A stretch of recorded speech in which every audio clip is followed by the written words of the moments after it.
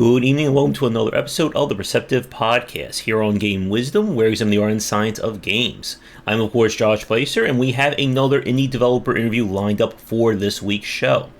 He is the developer behind the game Stop the Saturnians. I'm pretty sure I just butchered that a little bit. That's right. But he's on to talk a little bit about the game as well as his background, and I'm sure we'll have a chat about procedural generation thrown in somewhere. So please welcome to the cast, Jeff. How are you doing? I'm doing great, Josh. How are you? I am doing all right. It's been for those of you watching this right now, we're recording this, it's been a very crazy week, to say the least. Yeah, crazy day for that matter, yeah. Yeah.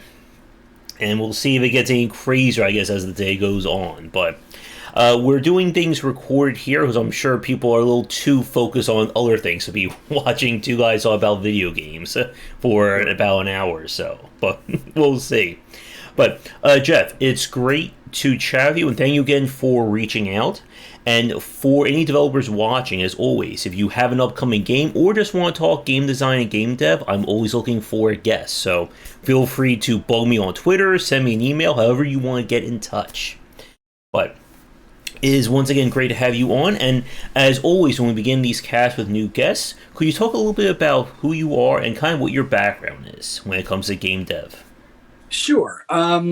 Yeah, my name is Jeff Sinasac. I'm a self-taught game developer. Everything I know is either book or tutorial based through the years. Never took a course. My career is not in game dev. I'm primarily a television and film actor. So game dev is something I've been doing primarily as a hobby for about 40 years. And during the pandemic, of course, I found myself with more time on my hands than I would usually have.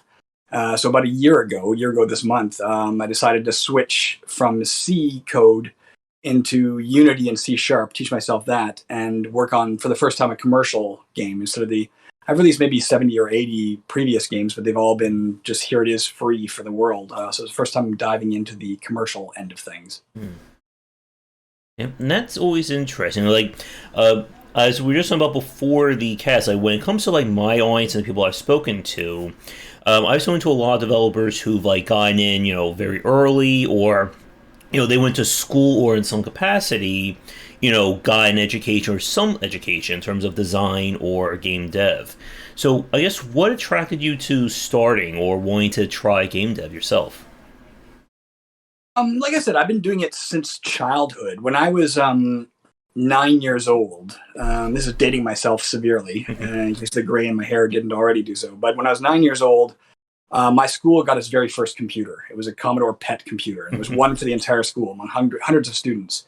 But despite being an exceptional troublemaker, I also had straight A's. So I was the lucky kid who, for some reason, every weekend was allowed to take that computer home and work on it. So I started coding at that time. Not really knowing what I was doing, fumbling my way through the provided books that came with the Commodore computers. And through the years, I evolved with a Commodore PET, then into a Commodore 64, learned assembly for a while, programmed in that, then moved on to C on in DOS, eventually into Windows, and now into Unity. So it's always been just an integral part of my life. I can't remember, aside from the earliest childhood when computers didn't exist, literally didn't exist in my life. I can't remember at the time I had access to a computer that I wasn't coding. All right, yeah. And it is always very great to hear when people try to get into the game dev space. As you said, you worked on a lot of smaller games, a lot of free stuff. Did you put them up on itch or on a website? I have one up on itch that's called Caverns of Zaskazian 2, which is hard to spell. If I could go back in time, I would rename it. That was a game that I began in 1995 as Caverns of Zaskazian and have not stopped coding. I was literally working on it today. So it's been 27 years. I've been working on the same game and just continuously updating it. But that is available for free on itch.io. Other ones just proliferated around the net by themselves when I didn't even kind of sanction it. They ended up on DOS collections and this kind of thing, and then from there leaked to the net even without my knowledge. There's a one called The Zombie Nightmare of Philibri County, which is a 2-player turn-based zombie board game conversion from a game I made. There's a couple of games called 10 Nights of Killing and Mayhem at FJB, which is another turn-based strategy game about fighting demons and monsters in a high school setting. And a bunch of RPGs and roguelikes primarily is a lot of what my focus was for a long time. Mm-hmm. Yep. And like with a lot of the stuff, like when it comes to game dev and trying to get into space, it can be very tricky, I think, for a lot of people. And as you said, like you are considered, you would be self-taught here. I guess with that, for people like listening to us or watching us right now recorded, what do you think has been like the most challenging aspect of learning game dev on your own? I would say undeniably the most challenging aspect is not the dev itself; it's the idea of promotion and sales. In the last year, especially when I switched from a language I was very comfortable with into a language which is admittedly sistered to it, but in Unity, which is visual based, I'd never worked that way before. I spent a lot of time watching tutorials, and in the midst of learning all of the code I needed and the things I needed to actually make my game, I did see a lot of tutorials that talked about things that I didn't dismiss. I just figured I'm not ready to tackle them, and that was often about promotion. The primary one being start promoting your game early. You should be promoting the entire time that you're developing it. You should be spending as much time promoting it. And it's definitely something I wish I'd taken to heart. I didn't really start promoting the game until a few weeks before launch, and by then you're scrambling to get eyeballs on it. So the reception has been great, but I would say certainly the one lesson I would take away, and the one lesson I would impart to anybody that I wish I'd followed more closely and will do so in the future, is definitely start promoting your game as early and widely as possible. Yeah, and I mean, for the people watching this right now, like literally the day before we're doing this recorded interview, I spoke with a indie publisher, Vicarious PR, and we were talking all about the challenges of indie game publishing, and it is a very, I think, hard thing, especially if you're new to the industry or you don't have that background in terms of marketing and PR to really get into. I know, like for myself, I said this very much on that cast, that when I started out, I was like paranoid and terrified of, cold calling or cold emailing people for interviews or press keys. And now today I'm calling random libraries for library talks and emailing developers like, hey, I like your game. Can I get a key to check it out? And it is one of those things that unfortunately you have to go to school for that training or, for marketing, or you have to kind of just like pick it up on your own. And it's sadly that it's one of those things that takes time, especially like podcast interviews. Like, as you said, like you are an actor, so you are comfortable from a camera, but I know a lot of developers who are, scared when it comes to like doing stuff like this, especially if it's their first time. And I was very much that same way. And, years of doing podcasting and talking from the camera has definitely helped me out. But one of the challenges, I think, of game development, especially for people who are basing their career on it, is the fact that there's so many unknowns that if you're not aware of or you won't even think about, they can easily like chip away at a game's success. Sure. So, with Stop the Saturnians, what was kind of the inspiration, or what led you to make that as your first commercial game? It was a couple of things. One was when I was a kid. Going back to PET and Commodore VIC-20 days and that kind of thing. The only games I had around me that I could see were arcade games, and at that time in the early '80s. Almost every arcade game was a shooter. That's all there really was. They were all Space Invaders clones or things that had evolved out of that. So when I was thinking and fantasizing about making games back then, that's what it was in my head. I ended up making a lot of RPGs. As I said, turn-based was very simple for me to grasp. But I hadn't spent a lot of time in between then and now working in real time. So part of it was a decision to say, hey, we have the time now to try something new. Let's try making a real-time game instead of a turn-based game. Part of it was feeding the fantasy of the 9-year-old self who really wanted to make a game like Galaga. And part of it was that a lot of the tutorials I was watching, as I watched them and started, trying to follow along, I realized the skills I'm learning here, rather than just following along and trying to duplicate the results I'm seeing on screen, which doesn't really teach you a lot. If I just take the kernels of what I'm learning here and apply it to a separate game, then I can, get something off on its feet and really better understand things. And the sum total of everything I was viewing lent itself really well to this style of game. So those three things combined led me to make Stop the Saturnians, which is definitely, has a lot in common with those early 80s shooters. Mm-hmm. And I know with the game, you have like the elements of like a persistent element. You have the ability to upgrade. You have the new game plus side of things. Was that kind of inspired by like your background, your interest in like roguelikes and procedural generation, or did that come from somewhere else? Definitely the RPG aspect. Yeah, it is like upgrading your character. Every game I've ever made has that, so it feels very foreign to me to deviate from that. The procedural generation definitely came into play with the generation of the enemies themselves. A rule I learned very early, again, going back to the idea that until recently I wasn't trying to sell a game, or even going back a few decades, I wasn't even trying to get them out to the public. I was making games for me to play, and maybe a friend if I could give them a 5.25-inch floppy disk that had it on it, maybe. Um, a rule I learned early on is if you're going to spend the time to make a game, it had better be fun for you to play. And to me, the key there is always procedural generation. So that's where that came in. The desire to make sure I have a game that I can play for hundreds and hundreds of hours and still be like, hey, this is brand new and it's still fun. Mm-hmm. And like procedural generation, of course, like that is a massive topic, and it's one that I think has really become a huge point, especially in like the last, I would say, maybe 6-7 years. So kind of how we saw the whole kind of, I guess, spreading of roguelike and roguelite elements to a lot of games. So, of course, with that, I have to ask you the ever famous question: what is a roguelike to you?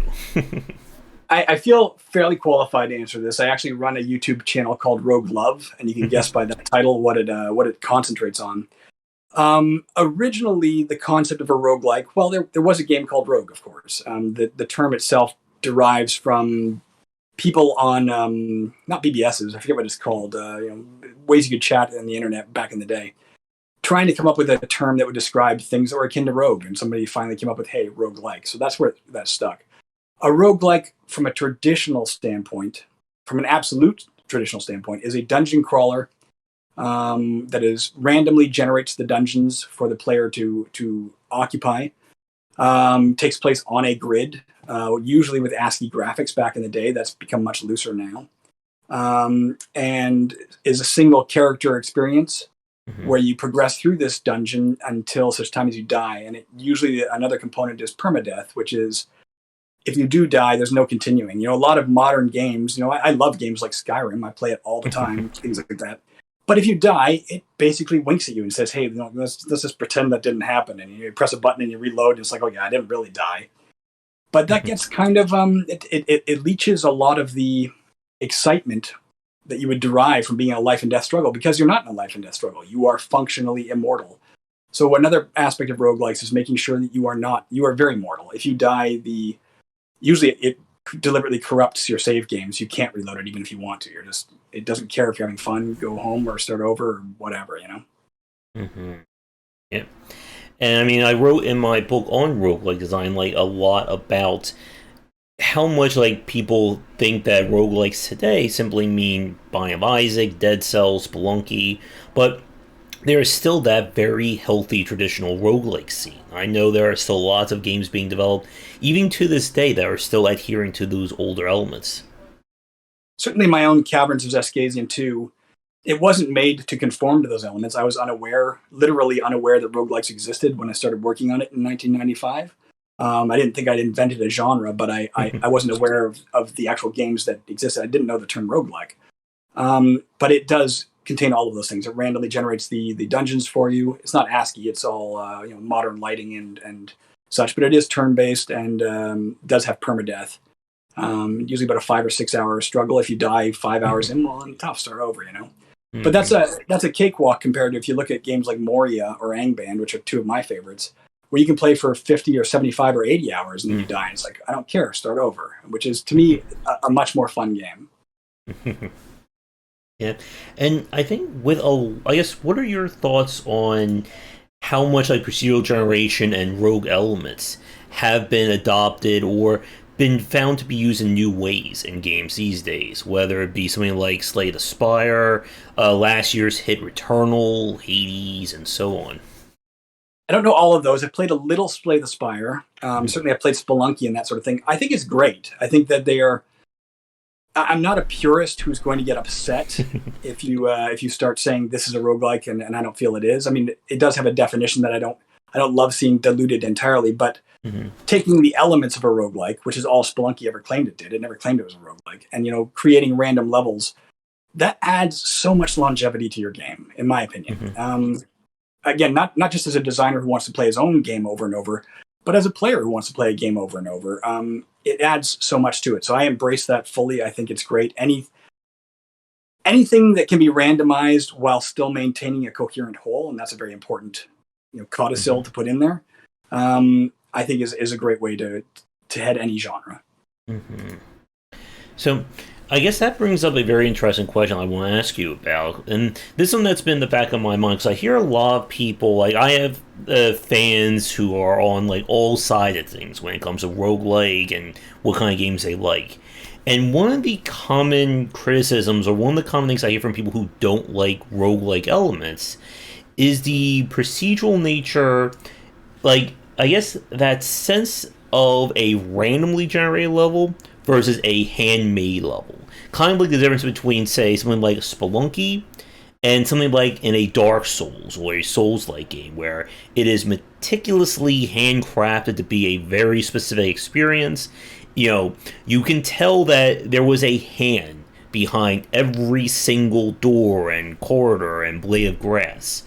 And I'm of both opinions. Like, I'm fine with either handcrafted or procedural design. But as somebody who has played these games, as someone who's talked about them and of course designed them, what are your thoughts on like the issues of, kind of like the chaos of procedural generation versus like that crafted or very curated experience? I definitely side with you in that I think both of them have their place. I've certainly played my share of non-procedurally generated games and absolutely adored them. And I think if you're going to have a procedurally generated game, you have to play test a lot. You really have to spend a lot of time. You mentioned chaos. And when I said you have to have a cohesive experience, that's kind of what I'm talking about. If the chaos gets out of hand, and it's random as opposed to procedurally generated, there is a difference between those two things. One is noise, one is structure, algorithmically produced. I think if you spend a lot of time on that, you can get things that look close to handcrafted.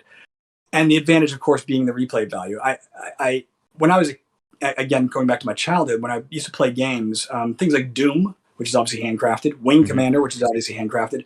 I loved both those games. But as a kid, when I hadn't yet appreciated my own mortality as a human and limited time, it bothered me that if I died, I came back to life in the game. It bothered me so much that I wouldn't allow it. If I died, I started over from scratch. Literally, even Doom 2, get through 30 levels. Eventually, I beat it on one life, but it took hundreds and hundreds of hours of practice over and over. And you're also kind of cheating because in that process, you're becoming a psychic character who knows the monster's around the corner before he gets there. And that's the reason you're able to win. So I'm not a fan of memorization. I hate it. I hate it in shooters as well, which is part of why Stop the Saturnians uses algorithms or AI to control the aliens instead of patterns that they always follow. So I'm not a fan of memorization, but I'm also not a fan of ruining the fourth wall, wrecking my experience ruining my immersion by killing me and then saying, "Hey, don't worry about it. You didn't really die." So the only way out of that conundrum I have found is the procedural generation aspects. Yeah, and like for me, I'm also not a fan of memorization. Like, I don't like to play games that it's more about, okay, I have to come up with a 20 to 30 step plan before I play, and then I just enact that plan and I win. Or, I miss step 28 or 30, I lose. And it's also kind of like the difference, like, I will play, like, any, like, action RPG, Diablo, Titan Quest, Path of Exile, whatever, I will always play those Iron Man difficulty. But if you ask me to play a game like Doom Eternal or a linear game with permadeath on, I just do not enjoy that, because I know that if I die, I'm just repeating the same exact thing. I'm basically stuck in that loop again. Yeah, that's the problem. So you're kind of stuck with one. You either have to accept that you are immortal Hmm. or you have to embrace procedural generation. I have not yet found another way around that, Mm. other than have a designer make thousands of versions of their games, and each one is handcrafted, and you play through them in sequence. But that's too much effort for any human. Yeah. And like, as an interesting aside, I think that's one of the amazing things we see with stuff like Super Mario Maker, and this idea of letting people just create levels in a Mario game or a Mario format. And I mean, at this point, I can't even imagine how many actual levels people have made. And it is, like, I think I really do want to see like more games or more software out there that allows non-coders to make content. There was a game that was just released. I can't remember the name of it.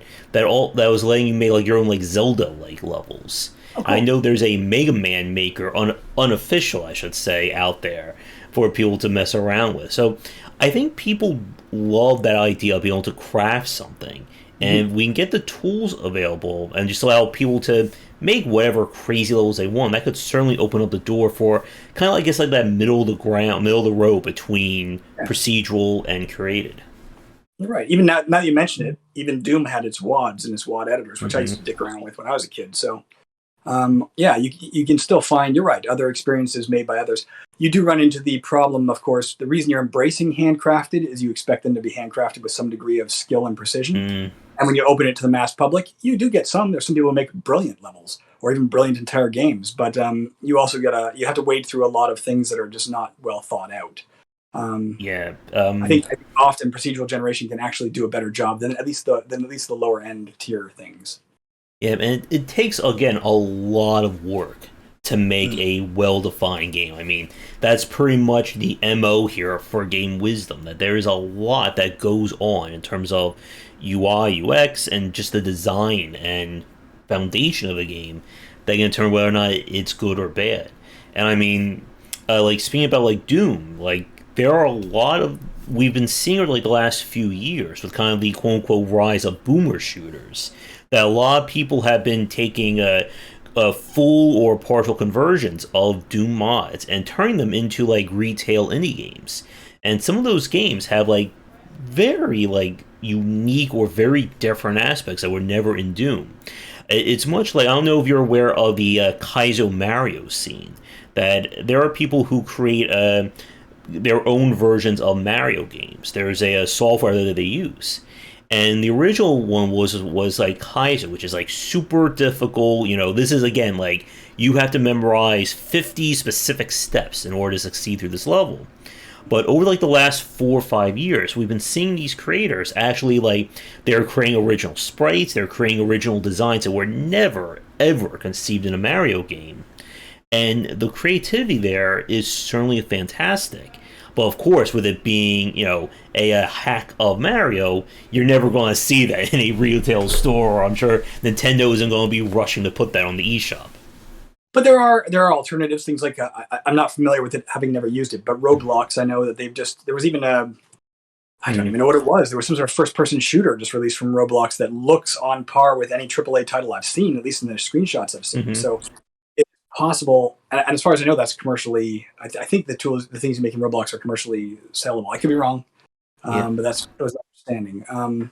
So there are. You're right. There are a lot of tools out there that can even divorce you from coding entirely. It doesn't divorce you from the need to understand the basics, or at least to eventually grasp the basics of game design Yeah. itself. Yeah, and like game design in of itself is its own unique study. I found because you can Yes. be the most amazing programmer, but if you don't understand, basic control conventions or basic genre conventions, you are in very deep trouble.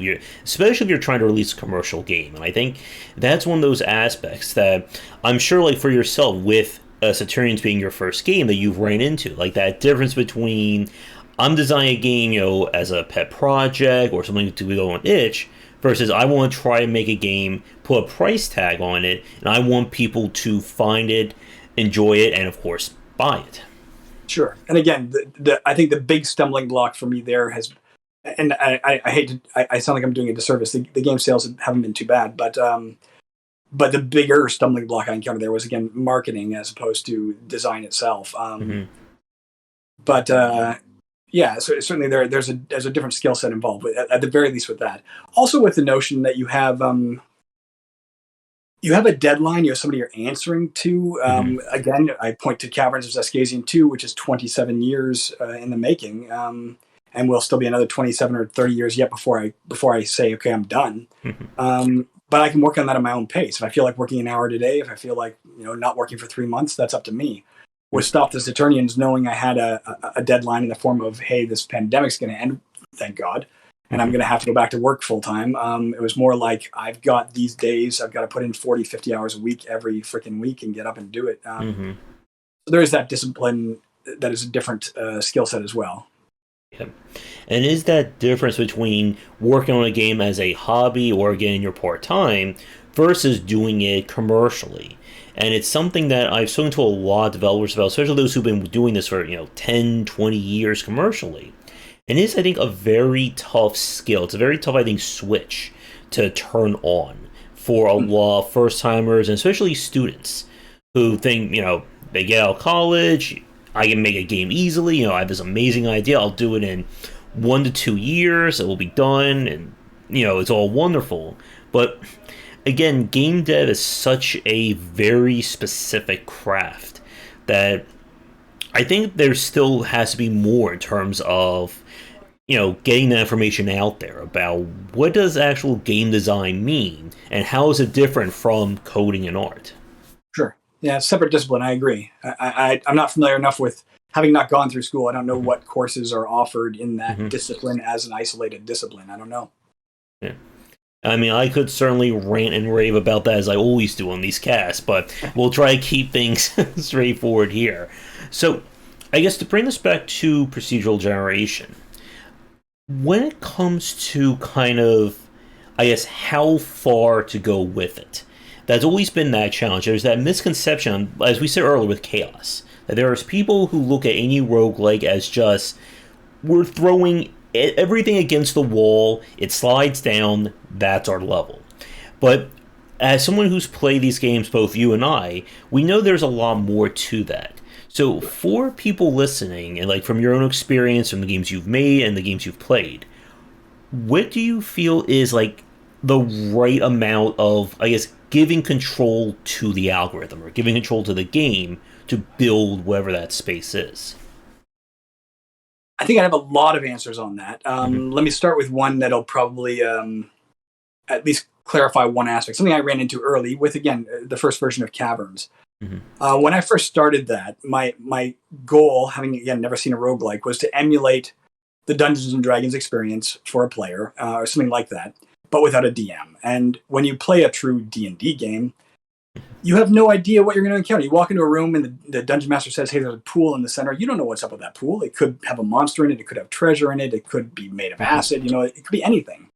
So when I first started coding that game, that was my approach, is that everything should be possible. And I quickly realized that is the wrong approach. It was the worst approach I could have taken.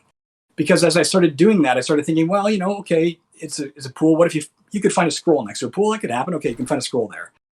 Maybe it heals you if you drink it. Okay, maybe that could happen.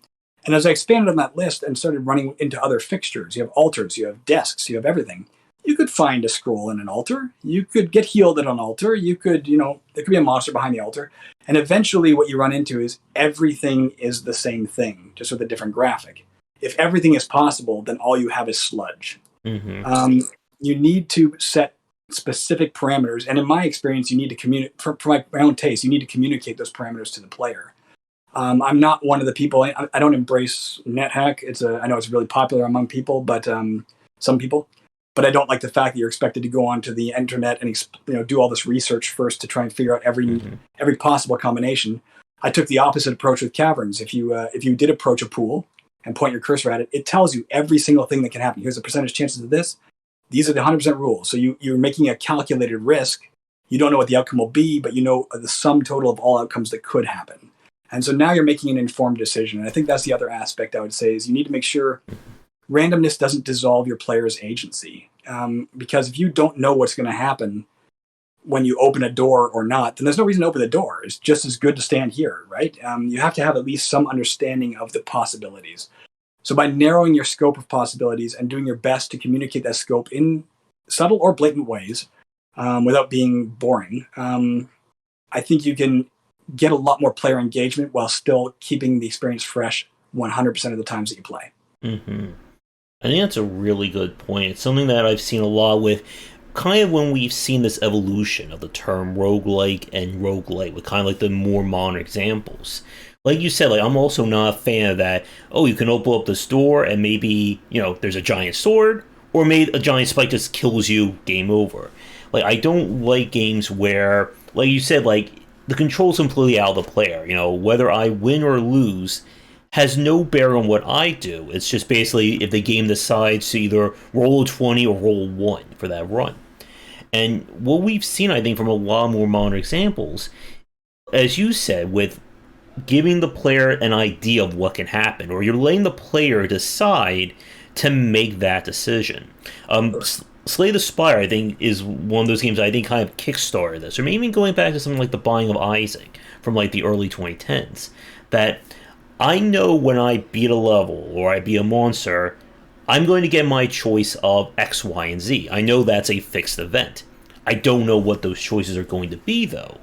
So I can make a plan as to, what my goal is, but what the game is going to give me each time is going to be, completely random. Like, I'm never going to be able to say, oh, I'm going to choose this, and that's my run. It's, okay, here's these choices. Okay, so maybe I'll take this one this time, maybe I'll take this one this time, and then I have to build a run around those strategies. I like to use the term variance a lot in this.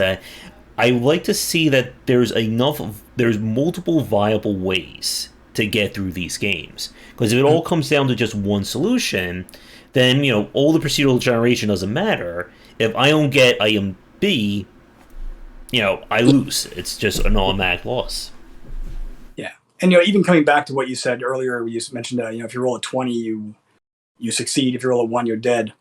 Mm-hmm. I have no problem with that scenario as long as you broadcast that and allow the player the choice. If you said in advance, hey, do you want to do this? But P.S., if you roll a 1, you're dead, and you roll a 20, you're going to be successful.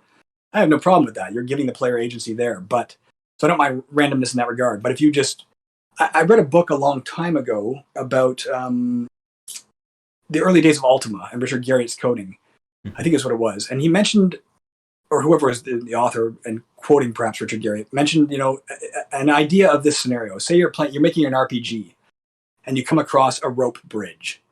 And there's a chance that the rope bridge will break when you walk across it, based on maybe the amount of weight you're carrying or something. Mm-hmm.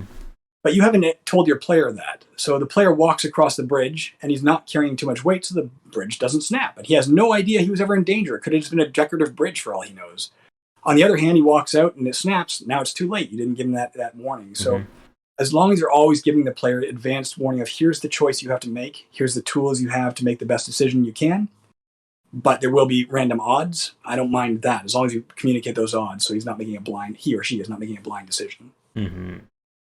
So I have to ask, did you ever, like, one of those games I think also kind of had that challenge of how much information to give the player was FTL, if you know that one. I suck at FTL. I've never beaten it, and haven't played it probably in a few years, but I do love it. And I also recently played Crying Suns, which might be the same developers. I'm not sure. It sure feels the same. It's a different developer. I think that's the game that I'm thinking of. Let's see. Once again, you're in command of a starship, and there are sort of random events that occur, and there's real-time combats that you can pause. So it's got a lot of similar elements. Yeah, I absolutely love FTL, but I haven't played it more recently enough to know.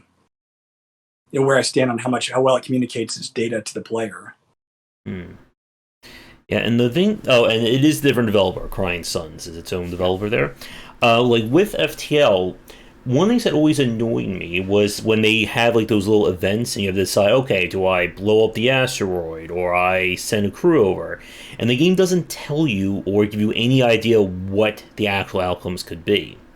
Right. So that's coming back again to what I was saying earlier about trying to replicate the RPG experience with a DM, where that might be a viable thing in the realm of a tabletop RPG, but the DM has put some thought into the possible outcomes. So you're not going to just get something terrible. Another game that follows that exact same premise, and I have a problem with it, is although I love the game itself, otherwise, is Massive Chalice. Have you ever played that? Yes, I did. Love the game as a whole, but one of the things I realized is occasionally those exact things happen where there's an event and it's like a woman comes in, she's crying, she has her baby's dead. What do you want to do with the baby? You want to put it in the chalice, and do you want to send her away and say I can't help you? But what bothered me the most about that game is that they tried to take the approach of everything is possible. So no matter what choice you make, it either then makes a random decision as the outcome, or maybe it pre-made a random decision as the outcome. But the bottom line is you have no idea what's going to happen, no way to judge the odds. And if you say put the baby in the chalice this game, and next game you put it in the chalice, it might explode one game, and the other game it resurrects. So there's no reason to make a given choice. You might as well just take a die and roll it and be like, I rolled a 3, so I guess I'll pick option 3. You definitely need to know, again, simple thing of, hey, 15% chance the kid comes back to life, 85% chance that 3 of your courtiers die or something. That'd be like, oh yeah, that's a tough decision. But I know what I'm getting myself into, so I can make that decision. Yeah. And it is tough with how much information you want to give the player, because there's always that risk that you give them too much, and the game essentially plays itself. And there are people who don't like giving players a lot of information. There's always that feeling that you want the player to fail on their first times, and that's something that I've never really agreed with. That going back again to what you were just saying about the player needing to have information, I feel that the player should know why they did something wrong. Like, if it is a case of, again, I take 3 steps forward, random arrow shoots out from a corner, kills me, it's like, okay, I died, what could I have done differently? Not take 3 steps forward? And like, the amount of information that goes in these games is very challenging. There was this game called Tharsis that came out, I think it was like early 2010s. This was like it's a game about you trying to keep a spaceship alive and uses dice rolls to determine what your actions are. And the game just features, 100% randomly chosen events. So it's like turn 1, maybe there's a level 1 threat that you can beat easily. Then the next time you play, turn 1, you get 5 catastrophic failures all happening at the same time, and your ship's basically dead. And there's no way as a player, and I think this goes back to something with these designs, that the player is not in control, or they have no say as to what's happening. I feel like they're going to get frustrated and just stop playing, because, again, what's the point in playing if the game just decides randomly you lose? Yeah. I mean, I guess they know it would be an interesting correlation, would be, or comparison. You look at something like chess, it's 100% Newtonian, it's always fixed rules. There's no random element there whatsoever, other than that you can't read the mind of your opponent, so you don't know for sure what he or she is going to do. But you look at something like poker, you still got that element, but now you also have a random element in the form of cards. But the cards inherently have information attached. I know I have the ace of hearts. I know nobody else has the ace of hearts. That's information I can start formulating an opinion on, So yeah, as long as you give your player enough info, and you're right, there's a question of where is that line. Too much info, you've got essentially an IKEA instruction manual for a game, and too little information. And as you said, you might as well say, hey, flip a coin 10 times, and if all of them come up heads, then hey, you win. If one of them comes up tails, you die. And what's the point? Yeah. So I gotta ask, have you played any of the XCOMs? And if so, what are your thoughts on those? All of the XCOMs, going back to the DOS ones. I love the DOS ones. I love the modern ones too. I particularly loved XCOM 2 War of the Chosen once they added all the stuff in. Oh, yes. They gave you enough. Again, a very simple example. If you decide, say, I want to shoot an opponent, and you click the button that says I want to shoot, it gives you a blatant. You have a 76% chance to hit, which by correlation means you have a 24% chance to miss, So that's all the information you need. It's a simple thing. Now you can make a decision. And if you get unlucky 5 times in a row, which could happen, what's that play, Rosencrantz and Guildenstern, when he's flipping the coin all day, every day, and it's just always heads? That can happen. It shouldn't happen, law of probability, but it could. But nonetheless, even if you lose a mission to that, you can still say, I made the right choices based on the data I had, and it didn't quite work out the way I wanted it to, but that's life. I don't mind that. I like, again, that's good randomness as opposed to chaos randomness. If it just said, hey, you want to shoot, and it didn't tell you anything else, then I guess, yeah, I'll click shoot. And of course, if we're talking about randomness, this is, I think, another really interesting point, something that I talk about in my book, when it comes to the player's perception of randomness. As you said, you could roll, it can say 70% chance to win, and you can do it set 5 times, and you'll lose every 5 times. And there are players out there who will say, this game is broken. The RNG is fixed. How dare it said 95% chance, and I lost. Buggy game, broken, and all that. And it's always that trick when it comes to these kinds of games in terms of, do you flub the numbers in some sense? Like, if you the player does the perfect run around to get a flanking shot on an enemy, and it says it's still only an 80% chance, do you just say, yeah, let the player get that hit, or do you leave it as, yeah, there's still a chance that even if the player did this exactly perfectly, it's still going to end up being a failure for them? I've heard people talk about that phenomenon. I even encountered it yesterday playing my own game. I was actually doing a recording of a playtest before I released, and I think I had a 90% chance of something happening, and I was a little flabbergasted when it didn't happen. And even I'm the one who programmed it, but then I had to point out, hey, there was a 10% chance of failure. But I'm a huge, I don't know if you can see it, I don't know where it is. Somewhere on here is like BattleTech and stuff. A board game I grew up playing where it does come down to dice rolls. My brother and I used to play all the time, and yeah, you're deliberately setting up. I'm getting a shot on his left arm, or on his left side, or on his rear, where he's lightly armored, so it's the right choice. I'm hidden in the woods, so I'm hard to hit. And I don't know, a million other. I'm close, so I have good odds. You've made all the right choices. You roll the dice and you miss. And yes, it's frustrating, but that's also why it's not chess. And I'm not a fan of chess. I play chess once in a while. I'm terrible at chess. But I'm not a fan of it because I just feel life is messy. Life has unpredictability in it. Not because I think life is random, although maybe it is with chaos theory or with quantum theory. Maybe it is somewhat random. I don't know. But whether it is or isn't, at the very least from a human perception, life has a lot of random elements. And I like it when things duplicate that. I want to be uncertain of the outcome as long as I have a good guess as the outcome. And as long as you mentioned, what happens if you roll that, that player has a 95% chance and misses and they're upset, I'd say, well, take the shot again next time. And I bet you hit it. If you miss twice in a row or 3 times in a row, if you miss 10 times in a row, maybe the game is broken because statistically it doesn't happen. But you never know, right? I mean, at some point, that sort of thing can happen, but it should balance out in the long run, logically.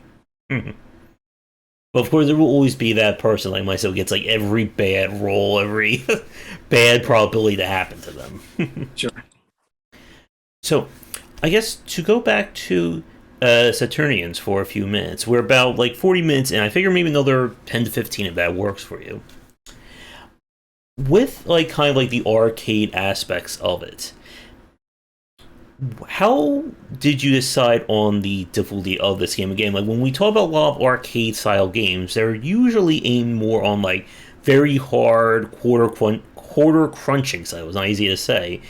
And one of the things that we've seen with developers trying to take that experience and make it into a retail or commercial game these days is trying to figure out the halfway point between the one more quarter escapades versus letting a player go for a whole experience. A few answers to that. The first, just go back to your one more quarter thing. In the earliest days of arcade games, that didn't exist. You put in your quarter, you played till you died, and that was it. And at some point, somebody logically, from a capitalist perspective, recognized, hey, if we make the game a little longer and a little harder, we can keep them pumping in quarters. I'll be honest, I don't love modern shooters, and by modern I mean 1984 plus, as much as I love 1983 plus, and that is one of the hard divides for me. As soon as a game says, do you want to continue? Again, we're coming back to, I died, I know I died, I lost, let me lose gracefully.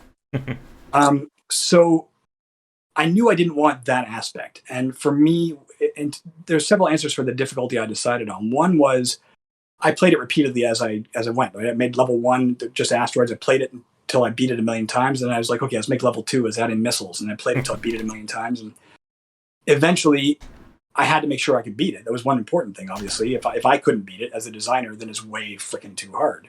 But I know from experience that just because I can beat it, I've also been practicing for hundreds of hours. And I can't expect that of my players. The real light went on for me when I got a bunch of playtesters on board. And to a man, they said, this is really hard. Before that, the only other person playtesting was my wife, and I love her. She's a fun gamer, but she doesn't play this kind of game. So she was struggling to get off level 1 every time. And I thought, I can't use you as a gauge. But when a bunch of other people who do play shmups regularly were like, I'm having trouble getting off level 1, I thought, okay, I've got to make other difficulties to make it accessible. I have noticed with almost every play online that I'm seeing when people are throwing up their plays, a lot of them are defaulting to lower difficulties, which is, makes me grateful that I added that in. Hmm. But at the same time, on the 19th, the day after it came out, because I've been seeing a couple of those, I took the time to record a full playthrough just for myself to show that it is 100% beatable. I don't beat it every time. I beat it 75% of the time on Hmm. normal difficulty. But and again, part of the reason you can't guarantee that is because there is a random element. You don't know for sure what enemies you're going to come up against. There are constraints, and you don't know where they're going to come in, or when they're going to come in, or when they're going to shoot, or which way they're going to turn. So Hmm. you're reacting in the moment, and if you react wrong, you're going to die. But I made sure it was beatable by me. I made sure I put up a visual representation to say, Hmm. here's how you can do it. Here's some tips. But also made sure I put in difficulties that I knew other people could beat. And I've seen other people beating it on the lower difficulty, so I know that's doable too. I haven't seen anybody beat it on anything higher than normal yet. I've never beat it on anything higher than normal yet. I hope to try one day. I doubt anyone will ever beat it on the hardest difficulty. It seems insane to me, but I just follow the same mathematical constraint of, changing the difficulty by 25% with each level. So I was stuck with that final one. But maybe somebody will surprise me. Maybe some arcade god will come along and demolish it. That'd be great. Yeah, and like the importance of playtesting cannot be understated. Like whenever we talk about game dev and just trying to get a game to that point of being commercially viable, because I've seen a lot of games where you can tell that the game wasn't really given like a fair amount of playtesting. Like the UI is all over the place. It just feels very frustrating to control and play. And it's one of the reasons why I harp on UI, UX, and playtesting so much in a lot of my design talks. Because, as I'm sure you've seen, I'm sure everyone watching who's worked on games, that how you play a game and how the consumer can play a game can be two very different aspects. Sure. Yeah, every player is going to be different for sure. Hmm. I think it's good to account for that as widely as you can, but at the same time, you can't. Yeah, I guess the old axiom: you can't please 100% of the people all the time. So you got to make Hmm. some concessions.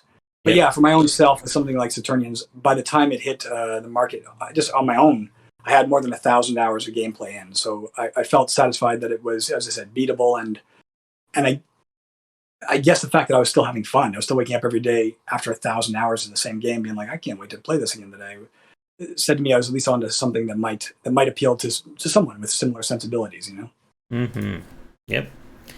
And especially when it comes to the challenging side, like you've said with like your play testers and what I've seen as well from a lot of people, like there are people who will beat your game on the hardest difficulty. They will make it their life's work to do it. But if you're trying to aim for more of a commercial success, you can't just adhere or cater specifically to that segment of your fan base. Yeah, And it's why stuff like difficulty settings, about improving your UX, are so important in terms of approachability and accessibility. agreed. So I think with that, I'm trying to think if there's any other. I guess one thing that we didn't touch on yet that I think could be an interesting conversation: the persistent elements in terms of your upgrade systems and things that can carry over from map to map. What was kind of your like intent or your philosophy that you wanted to go for in terms of giving the player the ability to grow and persist, which is not something that we normally see from arcade-driven titles. I tried to make it a. I was hoping to make it, and I hope I succeeded. I leave that up to players to make it always a tough choice. You have the obvious flashy things like, hey, if I upgrade my cannon, I can do more damage and kill these enemies fast. And you're thinking that's a great goal. But you have to weigh that against, hey, I have to repair the Earth. I got to spend money on that, or else I could die. I got to buy back ships. And should I be spending money to lower the cost of buying back ships now, so that when I get deeper into the game, they're going to be cheaper and I can replenish them faster? Should I be expanding the size of my cargo bay so I can collect more resources, which would make it easier to buy stuff? So I try to make it a balance of, if you buy this now, X, this series of things, you buy these things over here, you're more likely to survive the next wave.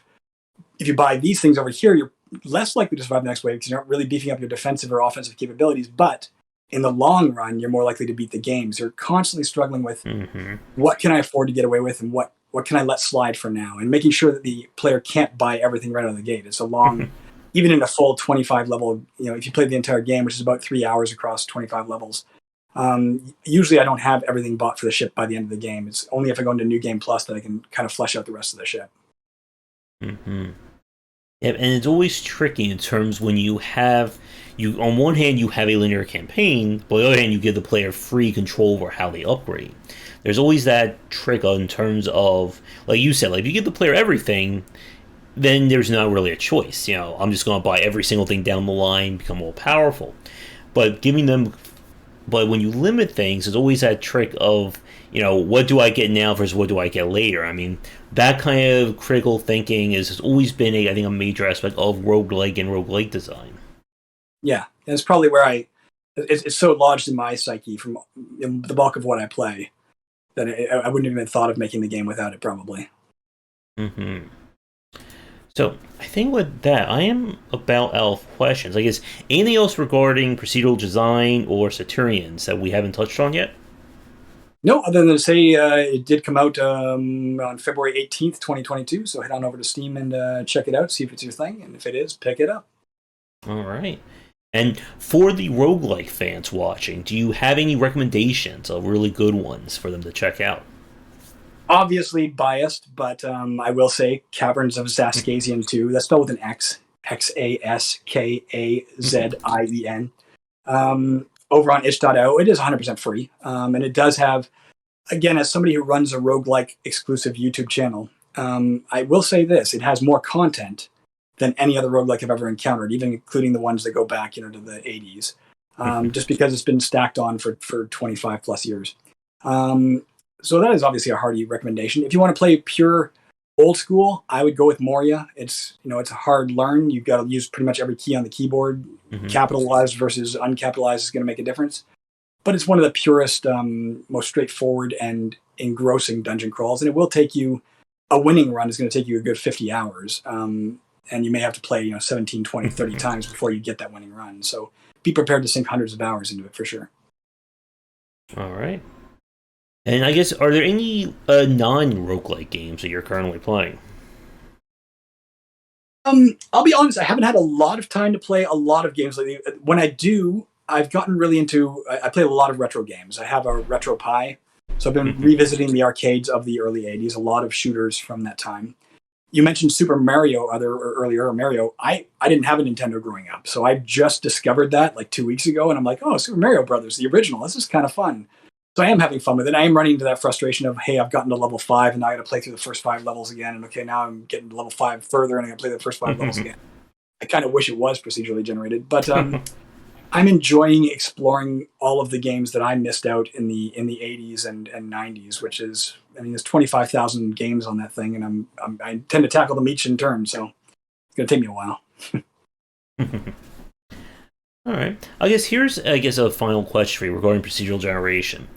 We've seen over the last few years, again, especially with how Morgan's been adopting roguelike and roguelike elements of, everything from shooters that have roguelike elements, action games, strategy games, whatnot. Is there a particular genre that you would like to see given a rogue or roguelike treatment to that we haven't seen yet? I think I've seen it in almost everything. I was going to say something like Wing Commander, but we have Everspace. Or for that matter, there's that new one, No Man's Sky, of course, takes it even further. I'm not sure there is a genre untouched yet, unless you got into puzzle games, and I think it would be a real challenge and an impressive feat if you can pull off designing puzzles procedurally. That would be very impressive. I'm not a big puzzle game player, but I'd still be very impressed, and I'd probably try your game just to be like, wow, I can't believe you did this. But no, I think you're right. Every genre has done it to some degree. The first person shooters have things like Borderlands. My tip for Borderlands, not as a player, but as a designer, Borderlands, don't give me so many guns. I don't like comparing constantly the new guns. Give me one every 15, 20 minutes. So there's such thing as procedural overload. But yeah, I think everything's been tackled, and hopefully we'll continue to embrace that more and more. I would love to see a game on the depth and level of Skyrim with infinite replayability, where it's not just occasional missions are replayable, but even if you can find a way to make procedural dialogue, procedural voiced dialogue, now you got my attention. That'd be great. Oh yeah, I'm sure somebody out there is trying to work on that as we speak. Yeah. All right, so I think with that, Jeff, let us wrap things up for now. And if you are free in the future, any more games working on at some point, I'd love to have you back on. We can certainly chat about rogue elements, procedural, or anything else. Sure, sounds good to me. Thanks, Josh.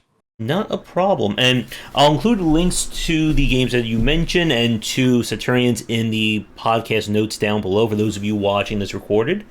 And as always, thank you for tuning in. If you're watching this on YouTube, do liking, subscribing, commenting, all that YouTube algorithm-friendly stuff.